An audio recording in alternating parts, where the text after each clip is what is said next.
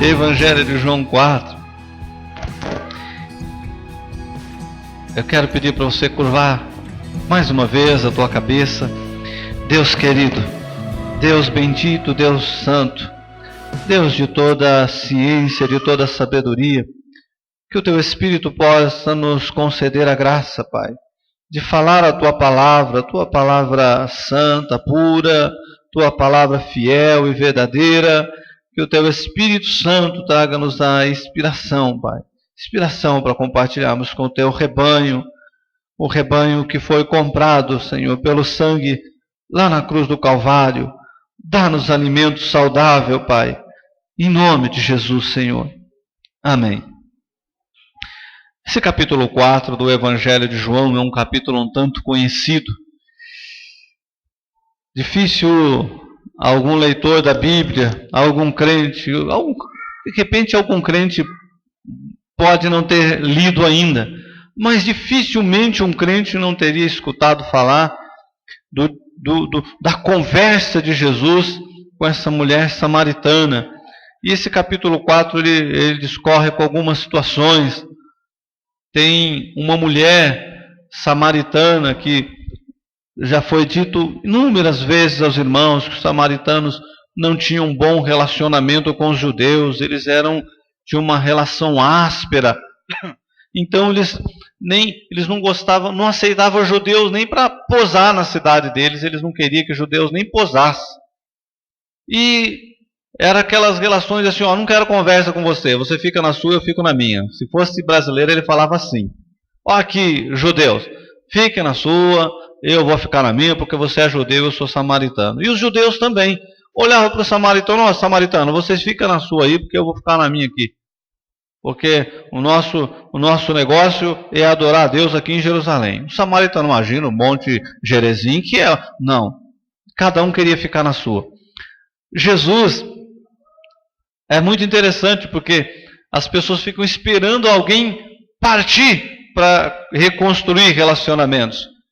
Porque eles eram gente de origem das mesmas tribos.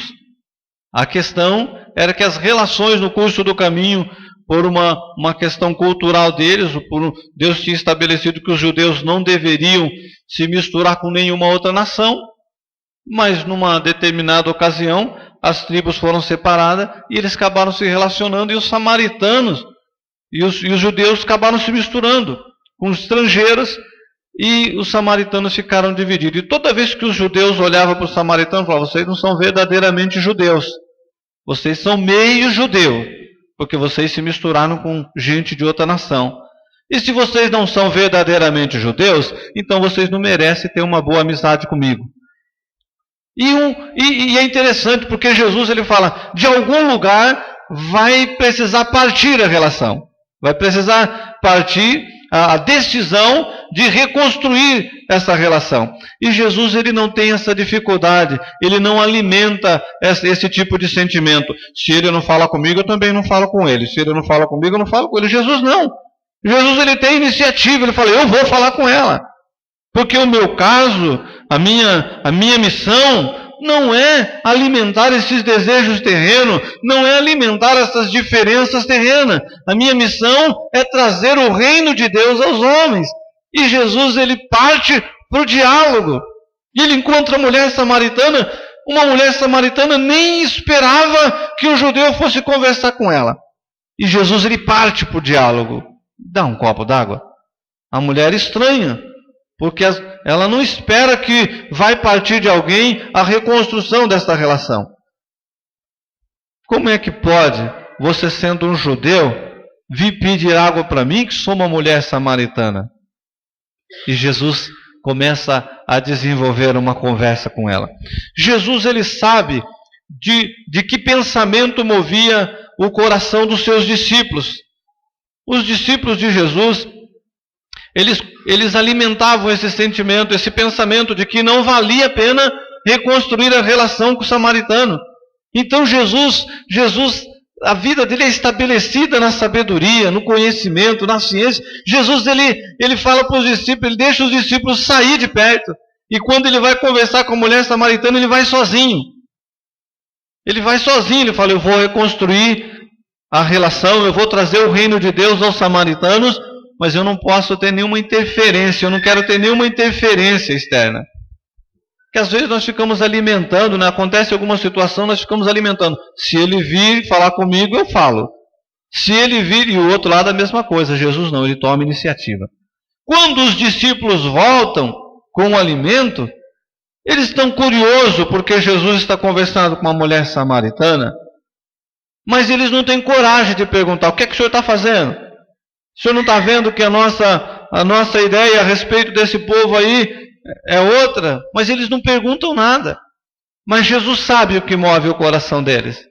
Jesus sabe. Aí, como eles não estão com coragem de interferir na conversa, eles falam assim: Rabi, come. Ele fala: ô mestre, não vai ficar gastando tempo com uma pessoa dessa daí. Vem comer. Vem comer. Nós vamos lá buscar comida. Vem comer agora. Só que Jesus tem uma palavra para eles.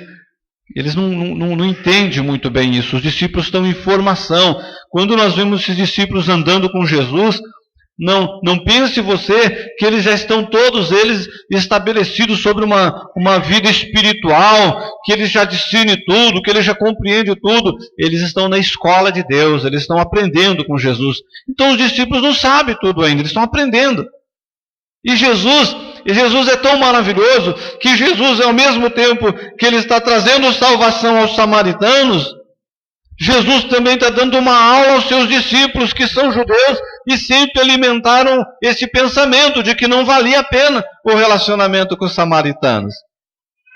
E Jesus fala para eles assim: uma comida eu tenho que vocês não conhecem ou que vós não conheceis. Uma comida eu tenho que vós não conheceis. Os discípulos ficam confusos. Será que alguém trouxe alimento para ele enquanto a gente saiu? Porque o pensamento deles é muito terreno, é muito material. E quando nós alimentamos o nosso pensamento, as nossas mentes, o nosso coração só com coisas terrenas, os nossos olhos ficam fechados para as coisas espirituais. Sim ou não? Quando nós alimentamos só com coisas terrenas, quando as coisas espirituais são expostas diante de nós não entendemos. Eu lembro uma ocasião que tinha um moço, acabou o culto, o moço falou assim: pastor, vem cá, olha aqui, ó. Eu não entendo nada que o senhor fala. Não entendo nada. Você podia explicar melhor, mas não entendo nada. O senhor fala, e eu não entendo nada. No começo eu fiquei meio preocupado. Eu falei: meu Deus, o que eu estou falando? Será que você não entende nada?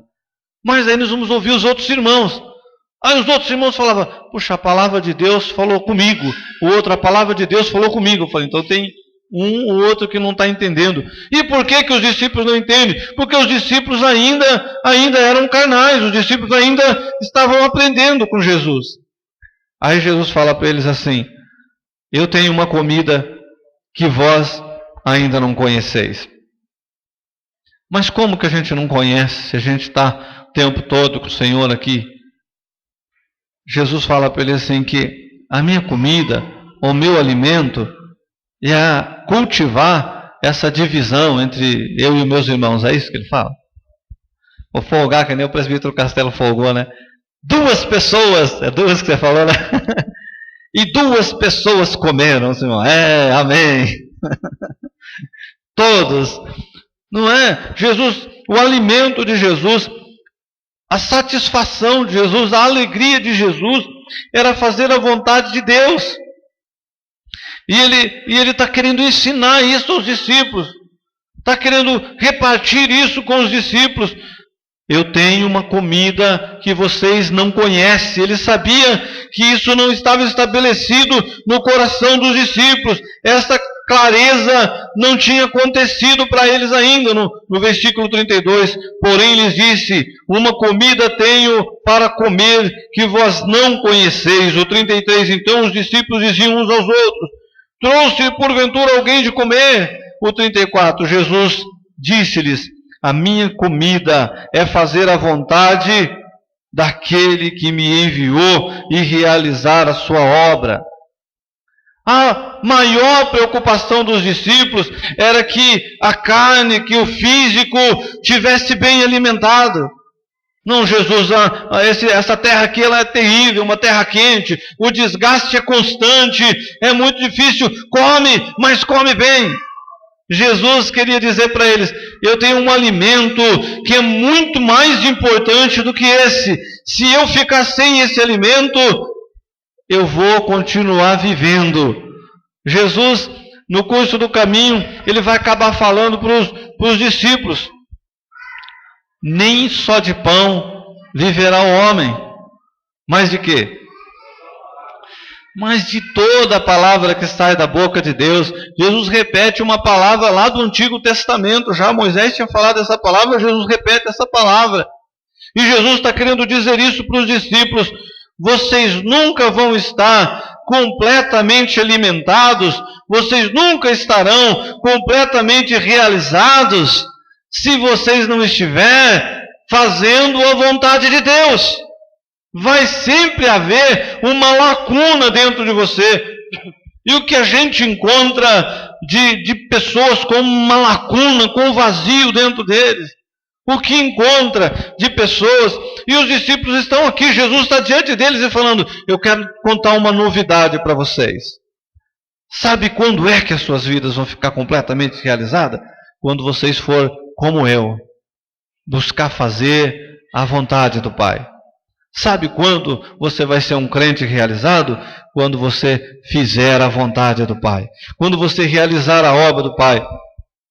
Eu tenho certeza de que Deus não plantou nenhuma semente estéril. Deus, ele sempre acerta na sua semeadura. E quando Jesus está ensinando isso aos discípulos, ele está querendo dizer para os discípulos assim, tem coisas novas para vocês aprender. Tem alimento novos para vocês comer. Se nós pararmos de nos alimentar do alimento material, é natural que nós vamos emagrecendo, daqui a pouco vamos entrar no estado de inanição, daqui a pouco vamos à morte. E é interessante porque Jesus usa a palavra do alimento, porque mesmo assim são os alimentos espirituais. Quanto mais nós nos alimentamos do alimento espiritual, mais nutrido e satisfeito nós sentimos. Mais sentimos. E é gostoso que o alimento físico, o alimento material, né, a gente tem uma alimentação, ninguém tem um nutricionista lá dentro da sua casa balanceando, um ou outro acaba pegando, mas nós às vezes ingerimos alimentos gordurosos demais, queimamos menos energia do que ingerimos, isso às vezes vai mexendo, vai entrando na corrente sanguínea, bagunça o coração, vira uma loucura. Mas o alimento espiritual, a gente pode ingerir ele à vontade, que ele não causa mal nenhum, não causa mal algum. Então, quando nós alimentamos espiritualmente, nós sentimos cada vez mais forte, e desejamos fazer mais, e fazer mais. Os discípulos imaginam que Jesus está morrendo de fome, está desesperado de fome, mas a maior fome de Jesus era fazer a vontade de Deus, fazer a obra de Deus. E aquilo do que nós mais nos alimentamos, teve um ditado uma vez que falava que nós somos aquilo que comemos, né? Nós somos aquilo que comemos. Se nós ingerimos muita coisa, vamos virando aquilo que comemos. Se nós nos alimentamos bastante espiritualmente, nós somos espirituais. Se nós alimentarmos muito carnalmente, nós somos carnais. Né? O apóstolo Paulo ele falou isso para os Gálatas, vocês estão carnal, vocês precisam ser mais espiritual. Muito bem, o que eu quero pensar com os irmãos? Eu quero pensar que nós vivemos um tempo que o tempo todo nós somos convidados de alguma maneira a nos alimentar de coisas terrenas. É posto em abundância coisas terrenas e muito interessantes diante de nós. E às vezes nós demandamos horas e horas em coisas terrenas, em coisas supérfluas. E não conseguimos investir em nós mesmos 1 hora por dia na leitura bíblica, 15 minutos em oração. Na verdade, existe já um tempo em que não se exercita a oração nos lares. A oração que acontece na igreja. As orações nos lares, nosso dobrar de joelho na nossa casa, o nosso clamor por Deus na nossa casa. Como é que está? Porque aqui na igreja é um lugar onde nós adoramos a Deus e recebemos a ministração da palavra de Deus. Mas a nossa vida de comunhão, ela é cotidiana. Ela é todos os dias. E se nós não tivermos uma vida com Deus na nossa casa, no nosso dia a dia, quando a gente chega na igreja, a palavra espiritual não é compreendida. Por que a Bíblia diz assim? O homem espiritual, ele discerne algumas coisas. Discerne tudo. Por quê? Porque é um homem espiritual. Ele diz o homem espiritual, mas diz da natureza humana. O ser humano, ele é espiritual, ele discerne a tudo. Então, se em algum momento as ministrações não têm entrado na nossa mente, se em algum momento elas não têm entrado no nosso coração, não têm surtido efeito em nós, é porque nós estamos assim, mal alimentados espiritualmente. E nós não podemos comer só 4 vezes por semana. Quantas vezes você come por semana? Algumas pessoas, eles estão aí balanceando. Come 4 vezes por dia. Por dia. Ao final da semana, quantas refeições você fez? 4, 7, 28. 28 refeições. E quantas vezes nós alimentamos espiritualmente? Eu vou pelo menos 4 cultos. Mas 4 cultos é uma mesa. Você está tendo 4 refeições por semana. É uma diferença muito grande da comida material. A comida material são 28 e a comida espiritual são 4. Então o que nós precisamos? Nós precisamos também ter uma vida de devoção a Deus na nossa casa. Lá na tua casa precisa acontecer o dobrar do joelho. Lá na tua casa precisa acontecer o debruçar sobre a Bíblia. Lá na tua casa precisa acontecer o cântico de louvor, de adoração. O que será que acontece nas casas modernas? Acontece um debruçar sobre o teclado do computador 4, 5 horas. Não, computador não, porque diz que tem uma estatística que apontou nesse 2015 que os computadores encolheram e acabaram perdendo para os smartphones. É assim, né? Perderam.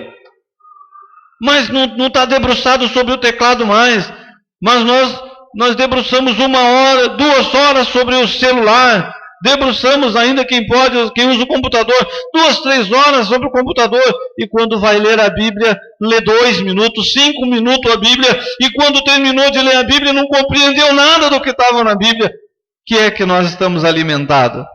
O que é que você está se alimentando no curso da sua semana? O que é que você come quando você não está na igreja? Jesus, ele fala assim: a minha comida é fazer a vontade daquele que me enviou, é fazer a obra de Deus, é trazer o reino de Deus. O que é a nossa comida no nosso dia a dia? Eu não estou falando para você falar, então eu vou largar o meu trabalho. Daqui para frente agora eu não vou serrar mais MDF, não vou parafusar, não vou assentar mais tijolo, não vou mais cuidar dos análises do sistema lá, porque daqui para frente agora eu vou só ler. Não é isso. Mas é o tempo que você pode dispensar para Deus. Há um tempo que nós podemos dispensar e aplicar ele em Deus na nossa vida. Por que é que nós podemos modelar um 2016 melhor? Porque nós temos ele quase inteiro diante de nós e podemos fazer umas entregas mais profundas diante de Deus. Podemos fazer entregas mais profundas diante do Senhor. Jesus está dizendo, olha que interessante, Jesus fala assim: não dizeis vós que ainda há 4 meses até que venha a ceifa?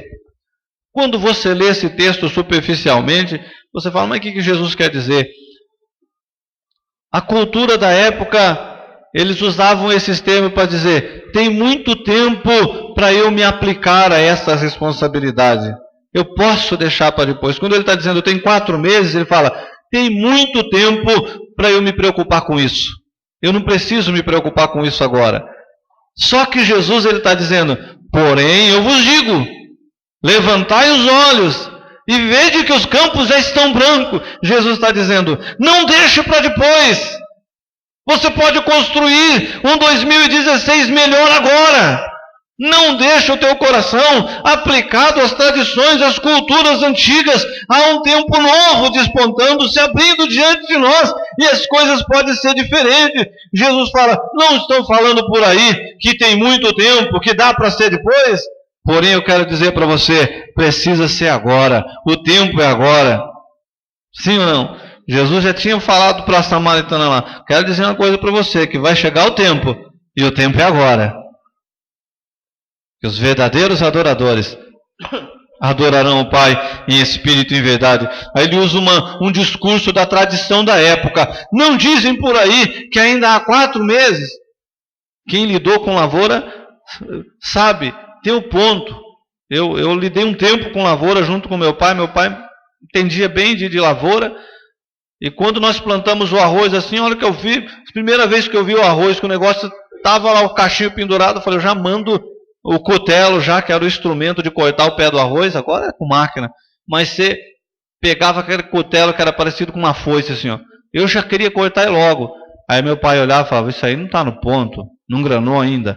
Parece que está, mas não está. Tem o ponto. Então, de repente se olha e fala, ei, tem muito tempo ainda para me preocupar com isso.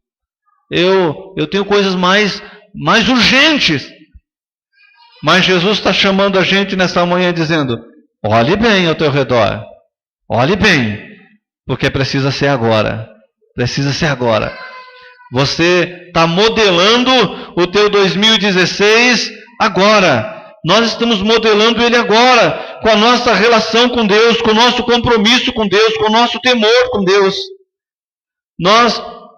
Outro dia eu estava bem pensando, às vezes a gente está assistindo um filme assim, e o produtor daquele filme trabalhou muito bem trabalhado para comover as pessoas que estão assistindo, e quando a gente percebe lá no filme, a gente está quase chorando por causa do filme. Outro dia eu estava olhando e falei, mas eu sou um safado mesmo, porque quantas vezes eu choro pela alma perdida? Quantas vezes eu paro para pensar que tem uma pessoa hospitalizada à beira da morte, precisando da minha oração, e eu não derramo uma lágrima por ela? Quantas vezes eu dobro o meu joelho e começo a perceber que tem uma moça na sua adolescência se atirando na prostituição, usando as suas primeiras seringas de droga, queimando seus primeiros cigarros de maconha, sua pedra de crack. Quantas vezes nós dobramos o joelho para clamar a Deus por uma vida dessa e derramamos uma lágrima por ela? Quantas vezes nós clamamos a Deus por aquele irmão que não está tendo força de congregar mais? Quantas vezes parece que nós só juntamos um punhado de pedra na mão, mas não é isso. Quantas vezes nós dobramos o joelho e choramos, Deus, tem misericórdia, salva aquele jovem, aquela adolescente. Meu Deus, o meu coração está comovido porque ele está indo nessa direção tão errada. Quantas vezes? Quantas vezes? Mas às vezes é por quê? Porque às vezes nós atiramos o nosso coração na direção errada. Às vezes queremos nutrir a nossa vida de alimentos errados. A Bíblia diz assim que Jesus, ele falou do amor de Deus a Jerusalém, e quando ele viu que Jerusalém estava com o coração completamente endurecido, que eles não estavam decididos a reconciliar, a Bíblia diz que Jesus assim, ele chora. Sim ou não? Jesus, ele chora. Ele fala, Jerusalém, Jerusalém, quantas vezes eu quis te ajuntar como a galinha junta os seus pintinhos, mas vocês não quiseram. Jesus, ele está chorando por uma nação que não quer saber de Deus, não está preocupada com Deus, mas Jesus, ele tem a capacidade de chorar, ele tem amor por aquela alma, ele tem paixão por aquelas almas, e ele chora por amor a elas, mas nós não conseguimos chorar. Não conseguimos chorar porque a maior parte de nossas vidas, às vezes, são alimentadas com coisas terrenas. E se formos alimentados mais com as coisas terrenas do que com as coisas espirituais, nós não choramos pelas espirituais, nós não sentimos as espirituais, só sentimos as carnais. Então Jesus fala para os discípulos: vocês não conhecem ainda o alimento que eu tenho, a comida que eu tenho. Vocês não conhecem, mas quando eles passam a conhecer, depois a gente vai ver o comportamento desses discípulos, quando eles conhecem o alimento espiritual. A gente vê um Pedro mantegão, um Pedro sensível, a gente vê um João sensível, a gente vê os discípulos todos sensíveis à obra de Deus, porque compreende esse mistério. Louvado seja Deus. Tem muito tempo para você pensar nisso ainda? Muito tempo? Dá tempo ainda, William? Não se preocupe com esse negócio de estar orando aqui de manhã agora, não. Dá tempo ainda, irmão. Se preocupa com isso não. Não se preocupe com isso não. Jesus fala assim: é agora. Vós dizeis: há 4 meses até que venha a ceifa. Eis que eu vos digo: levantai os vossos olhos e vede as terras que já estão brancas para a ceifa. Fala, a hora de se aplicar é agora. É agora. Tomara que Deus desenvolva, use a mente dos nossos engenheiros para desenvolver vários programas nos smartphones que tenha relação com a palavra de Deus. Porque quando alguém vê nós teclando nossos computadores, nossos celulares, fala: aquele camarada está vendo uma mensagem que Deus deixou lá, está vendo estudos bíblicos que Deus deixou lá. Sim ou não? Tomara. Já existe alguns programinhas lá que já tem material evangélico, mas acho que não está atraindo muito os jovens ainda. Mas Deus tem um alimento novo que nós precisamos conhecer. Tomara que no discorrer desse ano eu consiga chorar mais pelas almas. Tomara que no discorrer desse ano eu consiga chorar mesmo por aqueles que desprezam a palavra de Deus. Tomara. Isso vai só acontecer se eu me alimentar do alimento de Deus, se eu me ocupar em fazer a obra de Deus, fazer o que Deus confiou a mim fazer. Amém? Louvado seja Deus. Eu vou fechar esse pensamento com cada um de vocês, propondo para a gente pensar um pouco com que é que nós temos nos alimentado mais. Quanto é que nós temos compreendido das palavras que têm sido pregadas? Ah, mas foi o Elton que pregou. Se tivesse sido um pregador mais importante, o Castelo que pregou. Fosse lá um pregador mais importante, até prestava mais atenção. Pastor Isaías, o Isaías está com 90 anos, a mensagem dele é só a mensagem antiga. Entendeu? Mas nada disso, irmão. Vamos alimentar espiritualmente. A tradição diz que o João morreu os seus 90, 95 anos de idade, e diz que o João, a tradição diz que quando ele era velhinho, diz que sentava em frente à casa dele, assim, numa cadeira, e quando os moços passavam por ele, ele falava: filhinhos, amai-vos. Ainda era o pregador do amor, em avançada idade, propagando o amor de Deus. Então não tem momento nem jovem demais e nem velho demais que você não possa se aplicar. Deus quer usar meninos, adolescentes como a Bianca, mas Deus quer usar pessoas de idades. Eu fico folgando com o pastor Isaías aqui, mas por causa da nossa relação de amizade é muito boa. Não é todo mundo que eu chamo de velho aqui na igreja, não. Não é todo mundo. Não é todo mundo, não. Mas assim, Deus não está prisioneiro de uma tradição. Deus não é prisioneiro de uma condição que são humanas. Você é menina demais para você se dedicar à obra de Deus. Se preocupe com isso agora não. Você é só uma adolescente. Converse, irmão. Adolescente pode ter um coração inclinado a Deus e ser instrumentos de Deus. Ah, mas você não pode porque você tem esse problema. Como é que você vai falar? Você pode sim. Não tem problema algum que seja uma parede entre você e o fazer a vontade de Deus. E você vai se sentir tão realizado, porque você vai estar fazendo a vontade de Deus. Jesus praticamente está falando: eu sinto muito mais satisfação em fazer a vontade de Deus do que sentar à mesa e comer. Sinto muito mais satisfação. Eu vou só terminar de ler e a gente vai orar a Deus. Porém ele disse: uma comida tenho para comer que vós não conheceis. Então os discípulos diziam uns aos outros: trouxe-lhe porventura alguém de comer? Jesus disse-lhe: a minha comida é fazer a vontade daquele que me enviou e realizar a sua obra. A minha comida é fazer a vontade daquele que me enviou e realizar a sua obra. Você pode repetir isso para alguém perto de você? Meu Deus! A minha comida é fazer a vontade daquele que me enviou.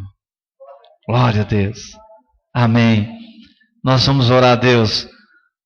Nós vamos orar a Deus.